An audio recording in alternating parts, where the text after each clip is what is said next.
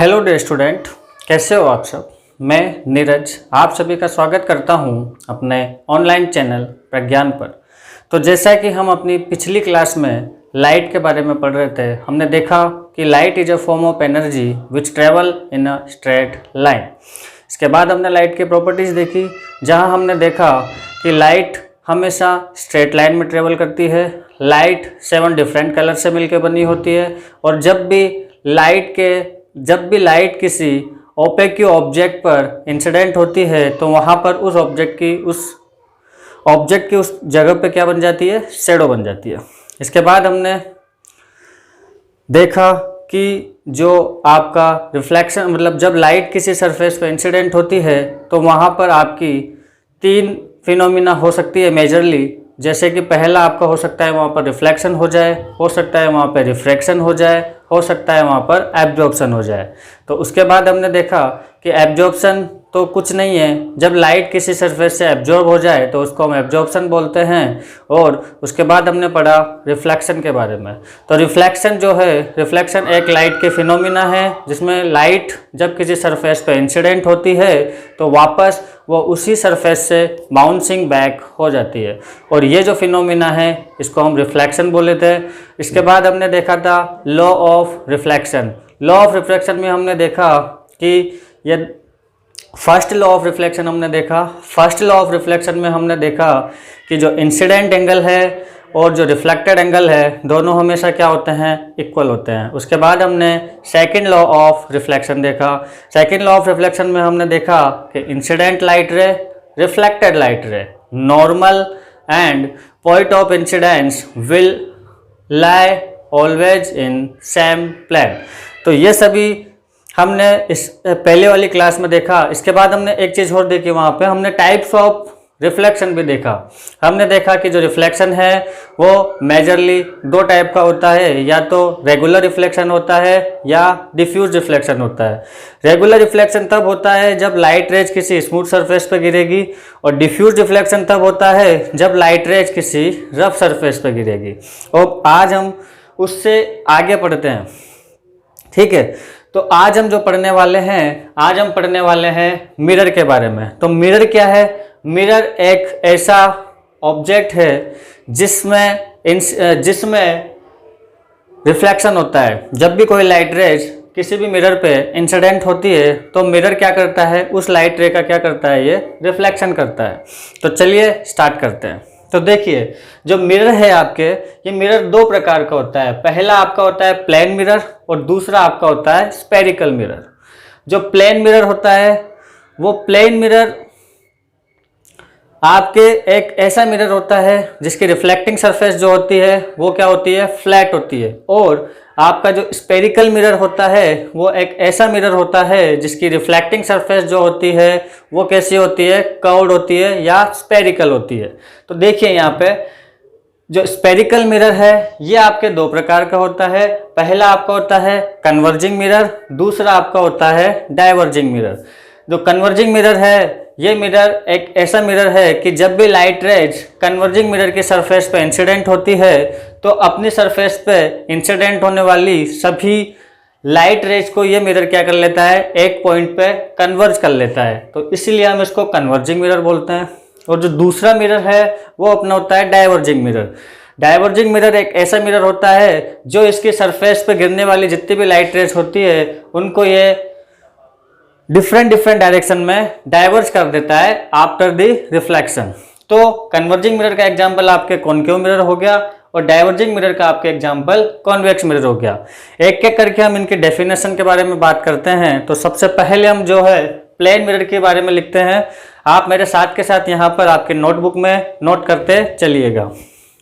तो देखिए, plane mirror के बारे में अपन लिखते हैं a mirror whose reflecting surface is flat is called plane mirror. यानी एक ऐसा मिरर जिसकी जो रिफ्लेक्टिंग सरफेस है वो कैसी होगी, जो रिफ्लेक्टिंग सरफेस है वो रिफ्लेक्टिंग सरफेस कैसी होनी चाहिए, उसकी फ्लैट होनी चाहिए। एक ऐसा मिरर जिसकी रिफ्लेक्टिंग सरफेस फ्लैट होगी उसे हम बोलेंगे प्लेन मिरर। तो देखिए, ये एक प्लेन मिरर है जो यहाँ पे रखा हुआ है। जिस मिरर के सामने आप रोज सवेरे कंघी करते हो ठीक है, वो जो मिरर होता है वो आपका प्लेन मिरर होता है। तो यहाँ पर ये कोई पर्सन है जो प्लेन मिरर के फ्रंट में खड़ा है और प्लेन मिरर के बिहाइंड में इस ऑब्जेक्ट की क्या बन रही है, यहाँ पर इमेज बन रही है।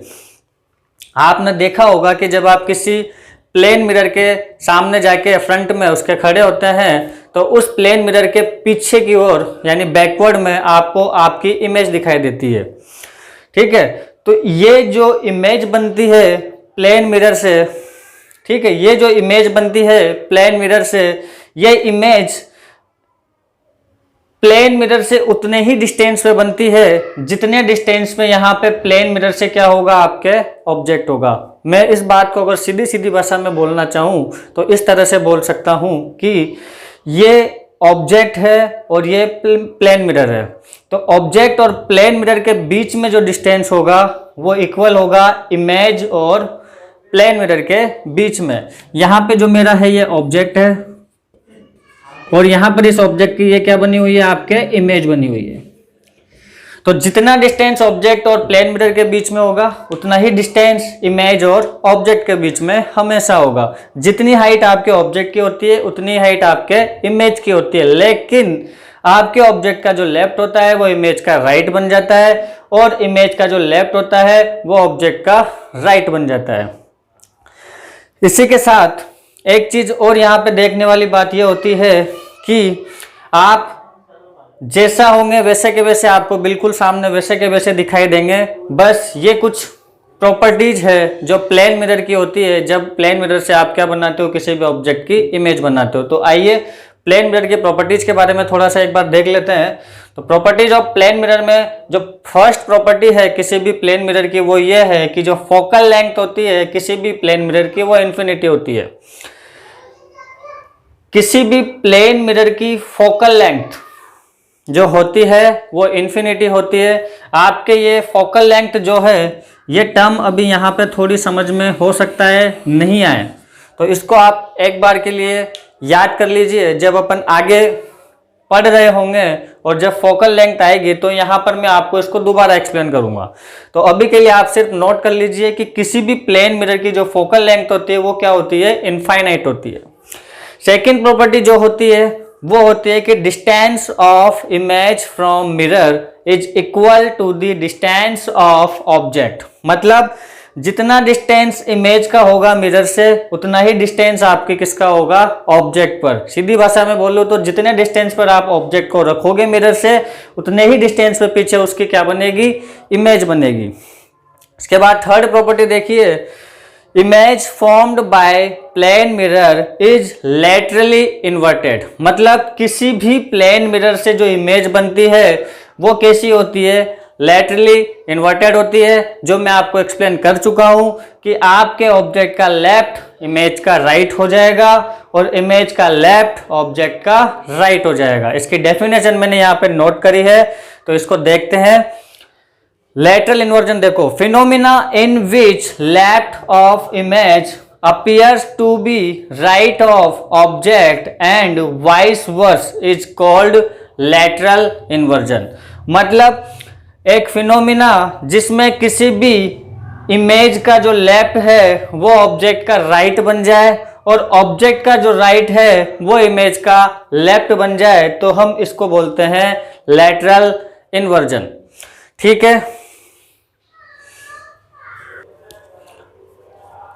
देखो स्पेरिकल जो मिरर है, स्पेरिकल मिरर की डेफिनेशन जो होगी वो होगी यहाँ पे a mirror whose reflecting surface is spherical. यानी एक ऐसा मिरर जिसकी जो रिफ्लेक्टिंग सरफेस है वो कैसी होनी चाहिए, स्पेरिकल होनी चाहिए। यहाँ पे ये सरफेस है और spherical mirror, a mirror whose reflecting surface is spherical is called spherical mirror. यानी एक ऐसा मिरर जिसकी रिफ्लेक्टिंग सरफेस जो है वो स्पेरिकल होगी, तो ऐसे मिरर को हम क्या बोलेंगे, स्पेरिकल मिरर बोलेंगे। स्पेरिकल मिरर मैंने आपको बता ही दिया है, टू टाइप के होते हैं। पहला जो आपका होता है वो कन्वर्जिंग मिरर होता है और दूसरा जो आपका होता है वो डाइवर्जिंग मिरर होता है। एग्जाम में अगर पूछ लिया जाए कि कन्वर्जिंग मिरर, तो कन्वर्जिंग मिरर क्या, a mirror who converge light rays. A mirror whose converge light rays after reflection is called converging mirror, and a mirror who diverge light rays after reflection is called diverging mirror. converging mirror का जो बढ़िया best example होता है, converging mirror का example होता है अपना concave mirror, और डाइवर्जिंग मिरर का जो एग्जांपल होता है वो अपना होता है कॉन्वेक्स मिरर। कॉनकेव मिरर क्या होगा? तो कॉनकेव मिरर, ये देखिए आप, पहले यहां से इसको हम थोड़ा सा समझने की कोशिश करते हैं कि स्पेरिकल मिरर मतलब एक ऐसा मिरर जिसकी सरफेस, देखो ये स्पेरिकल मिरर है। क्यों है स्पेरिकल मिरर? क्योंकि हमने देखा था कि जो प्लेन मिरर था वो मेरा इस तरह से था, ठीक है। प्लेन मिरर में जो लाइट रेज आ रही थी वो एक फ्लैट सरफेस पे इंसिडेंट हो रही थी। प्लेन मिरर पर जो लाइट रेज आ रही थी वो एक फ्लैट सरफेस पे इंसिडेंट हो रही थी, जबकि यहाँ पे जब जो लाइट रेज आएगी वो लाइट रेज एक कर्व्ड सरफेस पे क्या होगी? इंसिडेंट होगी। तो एक ऐसा मिरर जिसकी रिफ्लेक्टिंग सरफेस कैसी हो? स्पेरिकल हो। जिसकी रिफ्लेक्टिंग सरफेस कैसी हो? स्पेरिकल हो। तो ऐसे मिरर को हम क्या बोलते हैं? स्पेरिकल मिरर बोलते हैं।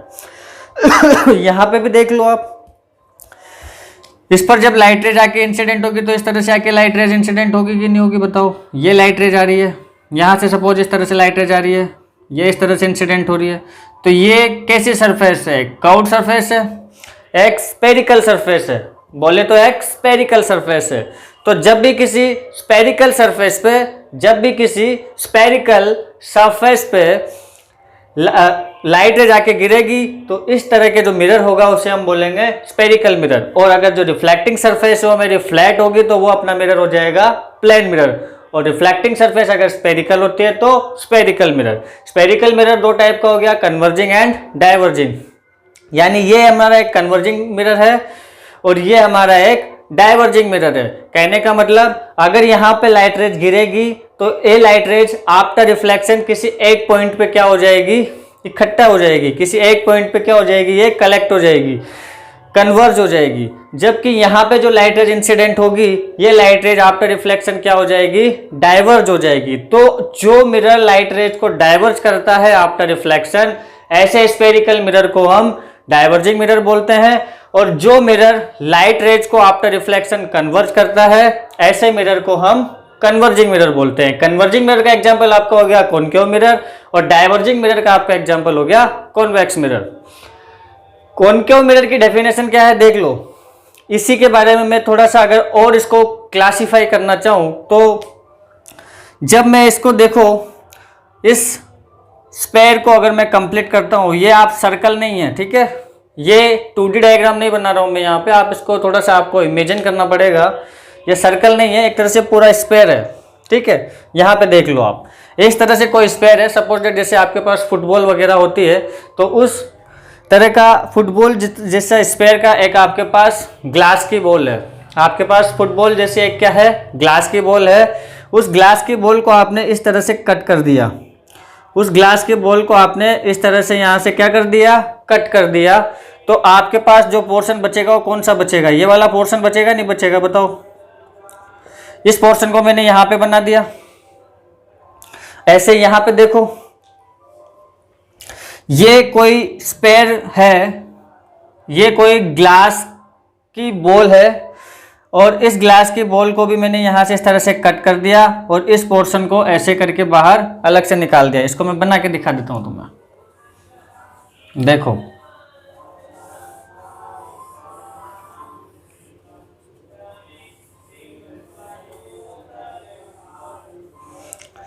जब इस ग्लास की बॉल को आपने कट करा तो इस तरह का पोर्शन निकल के आएगा, और जब इसको कट करेंगे तो ऐसे भी यहाँ पर भी इसी तरह का पोर्शन आपके निकल के आएगा, ठीक है। दोनों में कोई डिफरेंस नहीं है अभी। लेकिन आप क्या करोगे, अगर इसकी जो बाहर वाली सरफेस है, जो आउटर सरफेस है, यहाँ पे पॉलिश कर दोगे तो ये जो सरफेस है जहाँ पे लाइट रेज गिर रही है, ये वाली सरफेस होगी। और उस केस में आप जो पॉलिश करोगे, इसमें आप पॉलिश कर दोगे कैसे? बाहर वाले सरफेस पे। तो आपके जो लाइट रेज यहाँ पे इंसिडेंट होगी वो इस वाली सरफेस पे होगी। तो ये जो मिरर है ये आपका कौन सा मिरर है?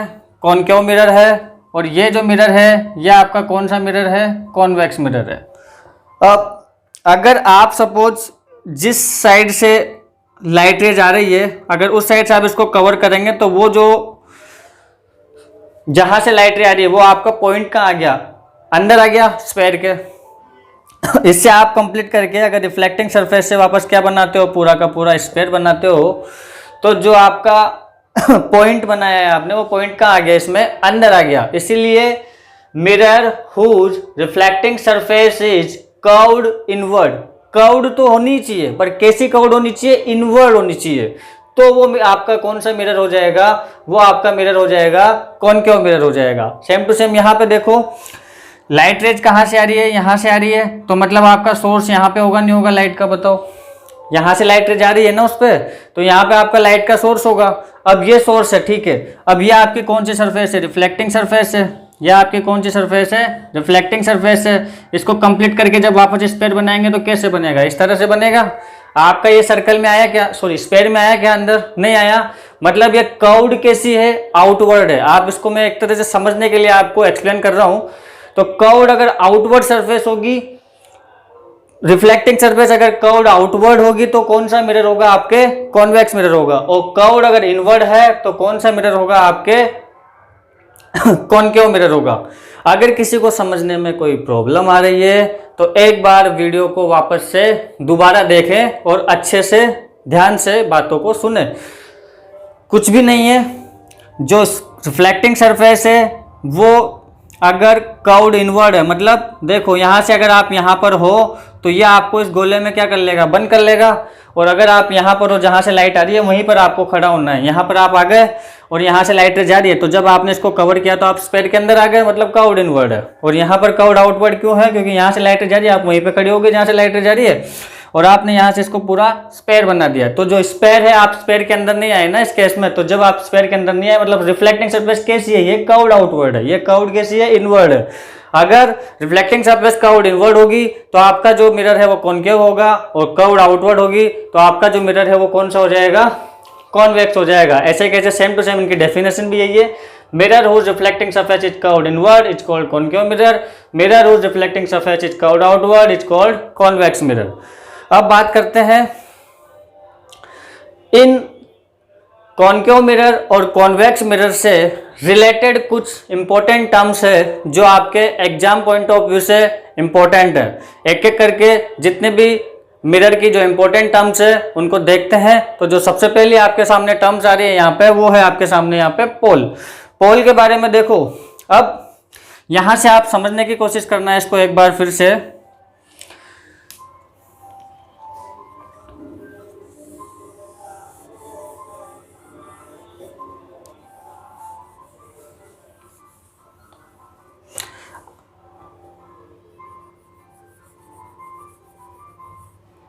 ये स्पेयर था, आपने स्पेयर को कट करा इस तरह से और आउटर पार्ट पे क्या कर दी? पॉलिश कर दी। तो जो सरफेस कर्व्ड इनवर्ड बनी है, कैसे बनी है? आपकी कर्व्ड इनवर्ड है। और कौन सा मिरर बन गया? ये आपका कॉनकेव मिरर। तो ये जो रिफ्लेक्टिंग सरफेस है जहां पे मैं मार्कर चला रहा हूं उसको देखो ध्यान से। ये जो रिफ्लेक्टिंग सरफेस है, इस रिफ्लेक्टिंग सरफेस का सेंटर पॉइंट कौन सा होगा? ये वाला होगा नहीं होगा? बताओ। यहां पे देखो, यहां से इस पोर्शन को अलग निकाला मैंने और इसके इस वाले पोर्शन में मैंने क्या कर दी? यहाँ पे पॉलिश कर दी। तो आपकी रिफ्लेक्टिंग सरफेस कौन सी है? ये वाली है। और इसका मिडिल पॉइंट ये बनेगा नहीं बनेगा? बताओ। ठीक है। तो रिफ्लेक्टिंग सरफेस का जो मिडिल पॉइंट होगा इसको हम डिनोट करते हैं किससे? P से। यहां भी इसको किससे डिनोट करेंगे अपन? P से। यानी रिफ्लेक्टिंग सरफेस का जो मिडिल पॉइंट होगा P, इसी को हम क्या बोलते हैं? पोल बोलते हैं। तो डेफिनेशन आपको रिमेंबर नहीं करनी है, मैं फिर बोल रहा हूँ आपको नोट्स के साथ मैं आपको याद कराते चलूंगा। तो ये जो डेफिनेशन है इसमें यही लिखा हुआ है कि किसी भी स्पेरिकल मिरर की रिफ्लेक्टिंग सरफेस का जो सेंटर पॉइंट होता है वो आपका क्या होता है? पोल होता है। देख लो, the centre point of reflecting surface is called pole. The centre point of reflecting surface of a spherical mirror, the centre point of reflecting surface of a spherical mirror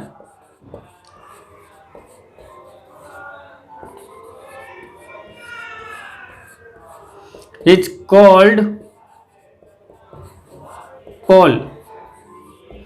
देखो एक बार वापस से, the centre point of reflecting surface of a spherical mirror is called pole, और इसको किससे represent करेंगे हमेशा, P से, and it is represented by P। ये देख लो, ये आपका कौन सा मिरर हो गया, ये कर्व्ड इनवर्ड है, यहां से लाइट रे इस तरह से जाएगी, और ये आपका कौन सा मिरर हो गया, ये आपका कॉनकेव मिरर हो गया। ये कर्व्ड कैसे होगी, आउटवर्ड सरफेस होगी, तो ये आपका कौन सा मिरर हो गया, कॉन्वेक्स मिरर हो गया। और इस रिफ्लेक्टिंग सरफेस का सेंटर पॉइंट आपका क्या हो गया, पोल। यहाँ पर इस रिफ्लेक्टिंग सरफेस का सेंटर पॉइंट जो ये है, ये भी आपका क्या हो जाएगा, पोल हो जाएगा। इसके बाद आगे आते हैं, पोल के बाद जो अगले पोल के बाद आपकी जो अगली इंपॉर्टेंट टर्म आती है, वो आती है आपके centre of curvature. Centre of curvature में देखेंगे, the reflecting surface of a spherical mirror forms a part of sphere, centre of this sphere is called centre of curvature. तो काफी लंबी चौड़ी डेफिनेशन लग रही होगी आपको कि सर पता नहीं क्या करा दिया, क्या लिखा दिया। इसको देखो, मैं आपको इसको एक्सप्लेन करने की कोशिश करता हूं। यहाँ पर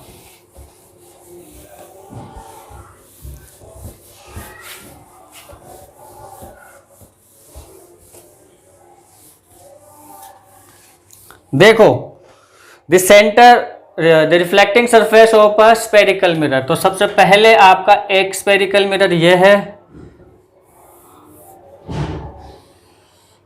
और दूसरा आपका जो स्पेरिकल मिरर है वो ये है।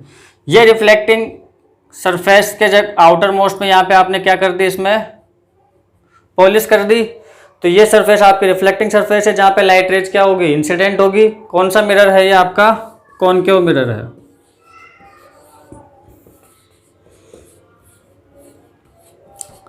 यह आपका कौन सा मिरर है, अगर आप इस वाली सरफेस पे पॉलिश कर देते हो, अंदर वाली पे, तो जो इसकी बाहर वाली है जो आउटवर्ड है, तो आउटवर्ड अगर सरफेस होगी, रिफ्लेक्टिंग सरफेस अगर आउटवर्ड होगी, तो कौन सा मिरर हो जाएगा आपका, कॉन्वेक्स मिरर हो जाएगा। अब देखिए, यह आपका कॉनकेव मिरर हो गया, यह आपका कॉन्वेक्स मिरर हो गया। अब इस कॉनकेव मिरर की रिफ्लेक्टिंग सरफेस यही है क्या, ध्यान से सुनना मेरी बात को बच्चों, यह आपको डेफिनेशन ऑटोमेटिकली अभी रिमेंबर हो जाएगी। 5 सेकेंड आप मुझे दे दो, और अच्छे से मैं जो बोल रहा हूँ उस चीज़ को ध्यान से सुनो बस। ये आपको रिफ्लेक्टिंग सरफेस दिखाई दे रही है क्या, इस रिफ्लेक्टिंग सरफेस को अगर आप कंप्लीट करोगे तो क्या बनेगा, एक स्पेयर बनेगा। Reflecting surface of a spherical mirror forms a part of sphere, यानी इस रिफ्लेक्टिंग सरफेस को अगर मैं कंप्लीट करूंगा तो ये फॉर्म करेगी क्या, अ पार्ट ऑफ स्पेयर।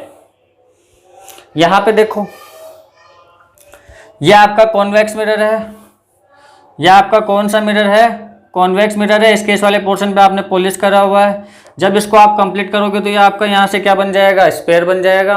हालांकि ठीक है, ये आउटवर्ड है, तो आप तो यहाँ हो, जो सोर्स है लाइट का वो तो यहाँ है, वो उसके सर के स्पेयर में आया नहीं, तो मतलब आउटवर्ड है, आउटवर्ड है तो मतलब कॉन्वेक्स है।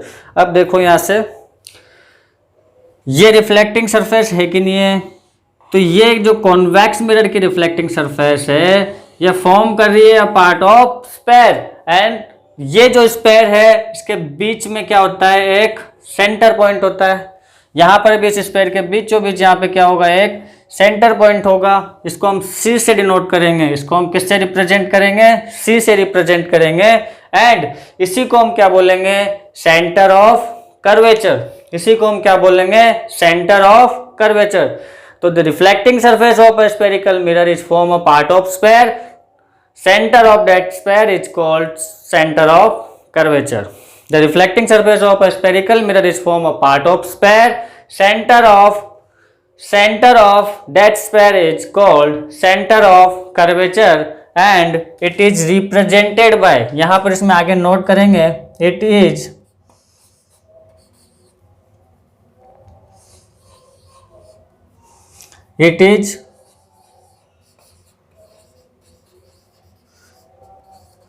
represented by capital C and it is represented by capital C.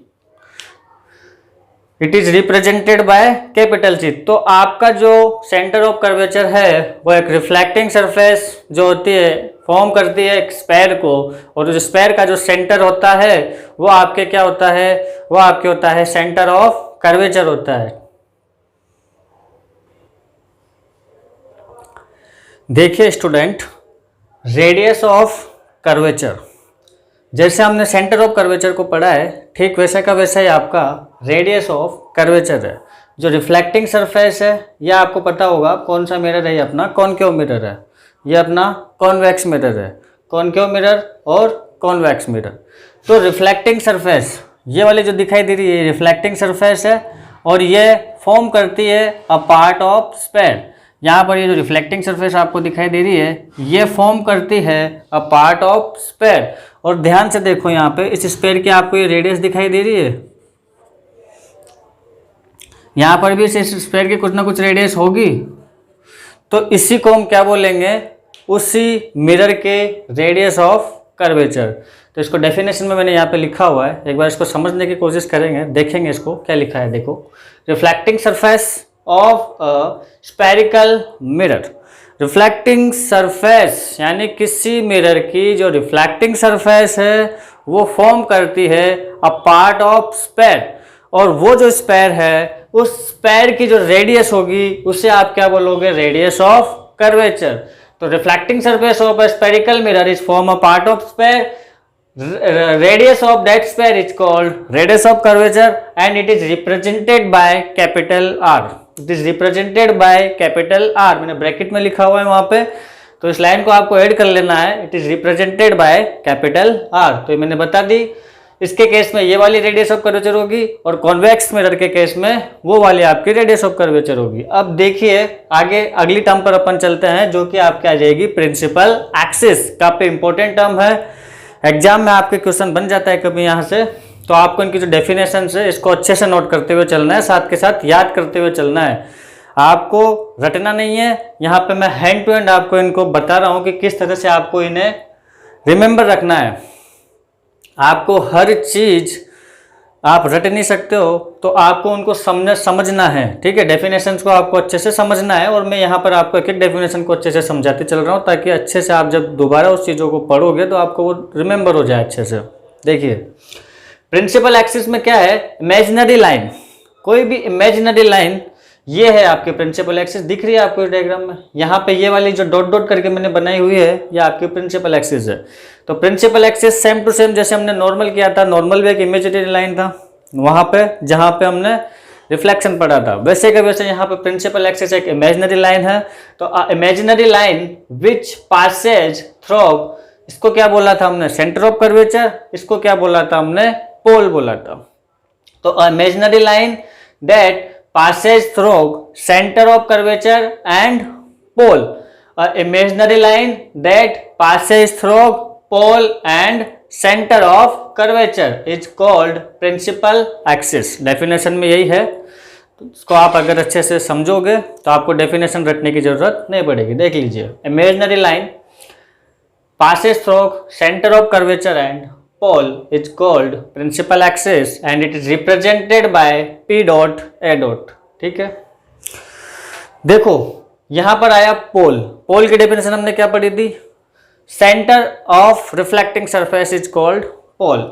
Centre of curvature की हमने अभी भी देखा, reflecting surface of spherical mirror is form a part of sphere and centre of that sphere is called centre of curvature. तो आपको समझ के definition अगर आप एक बार समझ जाते हो अच्छे से तो आपको वैसे ही आप उस डेफिनेशन को आप अच्छे से रिमेंबर कर पाओगे। यहाँ पे देखिए फोकस। अब फोकस क्या होता है कि जैसे ये मान लो आपके पास एक मिरर है, कौन सा मिरर है ये आपका कौन सा मिरर है, तो ये आपका है कॉनकेव मिरर है। कौन सा मिरर है, ये कॉनकेव मिरर है। यहाँ पर ये जो मिरर है आपका, ये कौन सा मिरर है, तो ये आपका कॉन्वेक्स मिरर है। तो इस कॉनकेव मिरर में देखो जो कर्व्ड इनवर्ड सरफेस है, जो कर्व्ड इनवर्ड सरफेस है, इस पर लाइट रेज गिर रही है पैरेलल लाइट रेज या a beam of parallel light raise incident हो रही है इसकी रिफ्लेक्टिंग सरफेस पे एंड आप देख रहे होंगे कि रिफ्लेक्शन के बाद जो लाइट रेज है एक पॉइंट पे आके क्या हो रही है, कन्वर्ज हो रही है। ये एक पॉइंट पे आके क्या हो रही है, कन्वर्ज हो रही है। और जिस पॉइंट पे आकर ये लाइट रेज कन्वर्ज हो रही है उसी पॉइंट को मैंने क्या बोला, यहाँ पे फोकस बोला। इसके केस में देखेंगे कॉन्वेक्स मिरर की जो रिफ्लेक्टिंग सरफेस होती है वो कैसी होती है, आपके कर्व्ड आउटवर्ड होती है। तो यहाँ से एक पैरेलल लाइट रेज मैंने इस पे देखो, ये जो पैरेलल लाइट रेज जा रही है ये दोनों पैरेलल लाइट रेज इसकी रिफ्लेक्टिंग सरफेस पे जाके इंसिडेंट होती है। सेम टू सेम यहाँ पे, जैसे यहाँ पे लाइट रेज जाके जब यहाँ इंसिडेंट हुई थी तो ये वहाँ पर रिफ्लेक्ट होने के बाद कहाँ मिली थी, इस पॉइंट पे। तो यहाँ पर जो ये लाइट रेज जा रही है ये चली दोनों यहाँ से जाके यहाँ इंसिडेंट हो गई। ये वाली चली लाइट रे यहाँ से यहाँ पर जाके इंसिडेंट हो गई। तो ये दोनों लाइट रे यहाँ से चली और यहाँ पे जाके इस मिरर की रिफ्लेक्टिंग सरफेस पे क्या हो गई, ये दोनों लाइट रेज इंसिडेंट हो गई। और आपको पता है कि ये कौन सा मिरर है, कॉन्वेक्स मिरर। कैसा मिरर होता है, डाइवर्जिंग। तो इन लाइट रेज को इसने क्या कर दिया, स्प्रेड कर दिया, इसको इसने क्या कर दिया, डाइवर्ज कर दिया। तो अब देखो जब इन दोनों लाइट रेज को मैंने यहाँ आगे बढ़ाया तो ये दोनों लाइट रेज इमेजिनरी जिस पॉइंट पे आके मिल रही है, मिल एक्चुअल में नहीं रही है, अपीयर्स हमें ऐसा लग रहा है कि ये लाइट रेज कहाँ पर, behind the mirror principal axis पर किसी पॉइंट पे मिल रही है। और जिस पॉइंट पर हमें अपीयर हो रहा है कि ये यहाँ पर इंटरसेक्ट कर रही है उसी पॉइंट को इस केस में हम क्या बोलेंगे, फोकस बोलेंगे। यहाँ तो एक्चुअल में लाइट रेज जाके मिलती है, यहाँ पे मिलती नहीं है। लेकिन वो जो लाइट रेज डाइवर्ज होती है जब उनको हम पीछे की ओर बैकवर्ड डायरेक्शन में बढ़ाते हैं तो वो दोनों लाइट रेज एक पॉइंट पे जाके इंटरसेक्ट करती है। कहाँ पे, प्रिंसिपल एक्सिस पे। देखो ये दोनों लाइट रेज जब यहाँ पे जाके इंसिडेंट हुई तो ये डाइवर्ज हो गई, बट इनको मैंने जब बैकवर्ड बढ़ाया तो यहाँ पर बैकवर्ड बढ़ाने पर दोनों लाइट रेज प्रिंसिपल एक्सिस के जिस पॉइंट पे कट कर रही है, एक दूसरे को अपीयर हो रही है कि यहाँ पर लग रहा है कि मिलेगी ये, तो इस पॉइंट को मैंने क्या बोला इस केस में, प्रिंसिपल फोकस। यहाँ पर इसका फोकस हो जाएगा।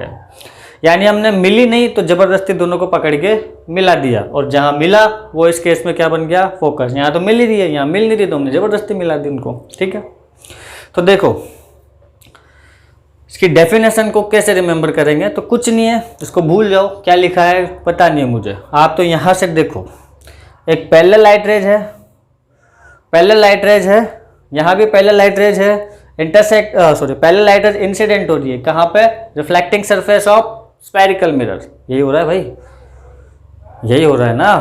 पैरेलल लाइट रेज, ये पैरेलल लाइट रेज इस मिरर की रिफ्लेक्टिंग सरफेस पे इंसिडेंट हो रही है, इस मिरर की रिफ्लेक्टिंग सरफेस पे इंसिडेंट हो रही है, एंड आफ्टर रिफ्लेक्शन या तो वो किसी पॉइंट पे क्या कर रही है, मीट कर रही है, या अपीयर्स हो रही है इंटरसेक्टिंग, या फिर ऐसा लग रहा है कि वो इंटरसेक्ट करेगी, कर रही है, या फिर कर रही है, या फिर हमें ऐसा अपीयर हो रहा है कि वो कहीं ना कहीं किसी पॉइंट पे बिहाइंड द मिरर क्या कर रही है, इंटरसेक्ट कर रही है।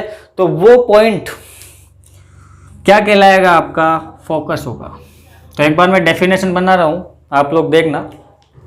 When parallel light rays are incident on reflecting surface of spherical mirror, मतलब when parallel light rays are incident हो रही है reflecting surface of spherical mirror. तो when parallel light rays are incident, गिर रही है, on reflecting surface of spherical mirror, मतलब यहां से जो पैरेलल लाइट रेज जा रही है वो इस पर इंसिडेंट हो रही है, किस पर, reflecting surface of spherical mirror, and then after they meet or appears to meet a point on principal axis and that point is called focus।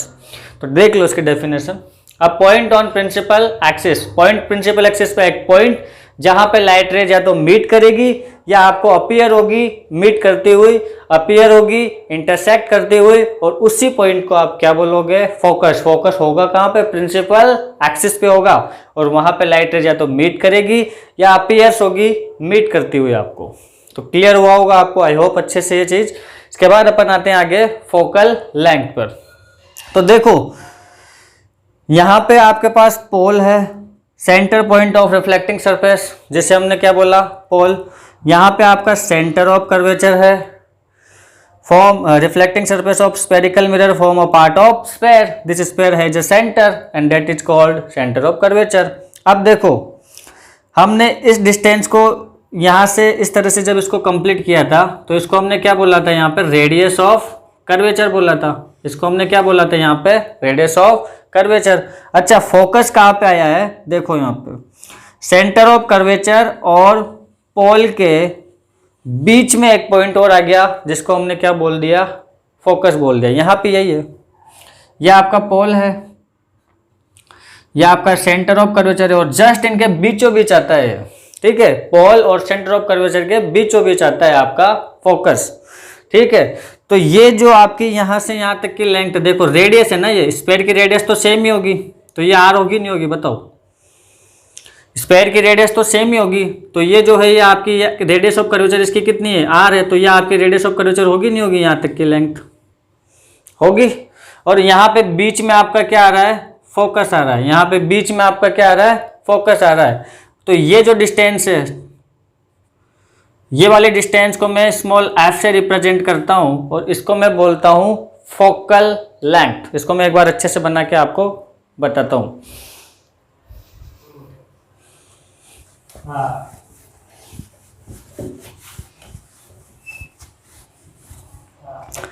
देखो ये आपका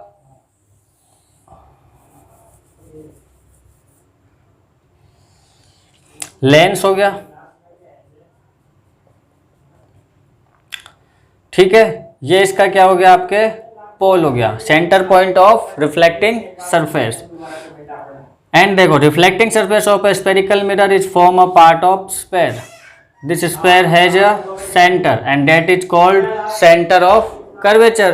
Imaginary line ये रही, imaginary line that passes through center of curvature.